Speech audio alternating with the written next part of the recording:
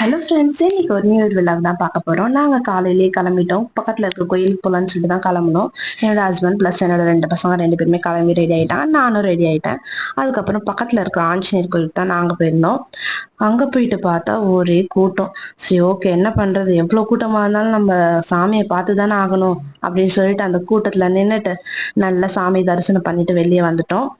நீங்க வருஷத்துக்கு முதல் நாள் எந்த கோயிலுக்கு போனீங்கன்னு சொல்லிட்டு நீங்க கமெண்ட் பண்ணுங்க. நாங்க ஆஞ்சநேயர் கோயில் தான் போனோம். போயிட்டு அங்க ஒரு கிளிப்பிங்ஸும் எடுத்துட்டோம்.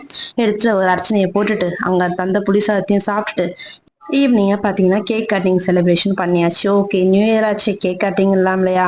சரி, நம்ம பசங்களோட சந்தோஷத்துக்காக ஒரு கேக்கையும் வாங்கிட்டு வந்துட்டு சரின்னு சொல்லிட்டு கொடுத்தா அவன் கேக்கை போட்டு நல்லா கொத்து போட்டா போட்டான். சரி, ஓகேன்ட்டு நானும் அவனோட கையை பிடிச்சி நானே கேக் கட் பண்ணிட்டேங்க.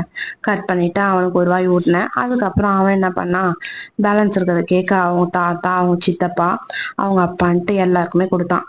கொடுத்துட்டு அன்னைக்கோட நியூ இயர் செலிப்ரேஷன் எங்களுக்கு இப்படிதாங்க போச்சு. உங்களுக்கு எப்படி போச்சுன்னு சொல்லிட்டு கமெண்ட் பண்ணுங்க. Happy new year to all.